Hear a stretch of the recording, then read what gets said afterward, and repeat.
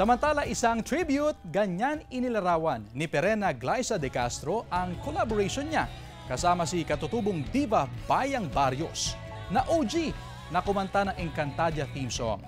Goosebumps ang hatid ng collab nila Glyza at Bayang.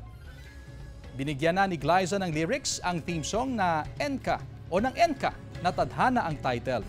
Sabi ni Glyza, inspired lyrics. Ang lyrics sa isang eksena niya sa Encantadia Chronicles Sangre. Pinasuan yan ng mga Encantadics.